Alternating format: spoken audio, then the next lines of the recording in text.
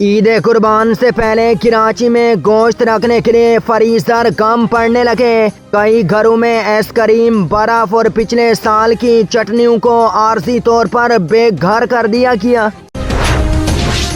قربانی کا بکرا خریدنے سے پہلے ان لوگوں کے پیسے واپس کیجیے جنہیں تم نے کئی سال سے بکرا بنایا ہوا ہے۔ بکرے کو روزانہ شیمپو کے ساتھ نہلانے والے نوجوان نے آخرکار خود نہانے کا فیصلہ کر لیا۔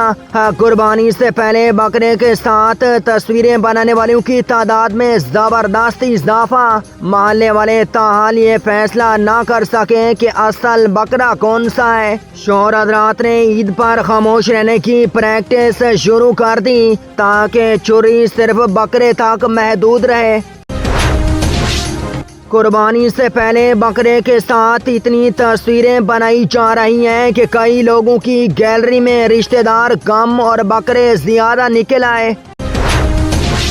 بکرے کی قیمت سننے کے بعد متعدد شہری پہلے بکرے کو، پھر اپنی جیب کو اور آخر میں آسمان کو خاموشی سے دیکھتے پائے گئے۔ کئی افراد اب بکرے کے دانت، غم اور اپنی مالی حالت زیادہ چیک کر رہے ہیں۔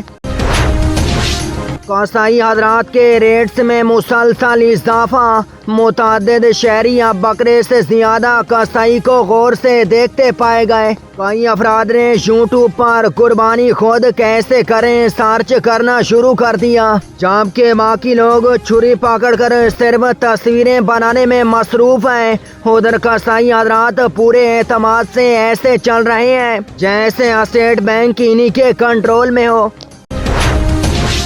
پاکستانی حکمرانوں سے گزارش ہے کہ کچھ کام دجال کے لیے بھی چھوڑتے ہیں ورنہ وہ پاکستان سے خالی ہاتھ ہی جائے گا۔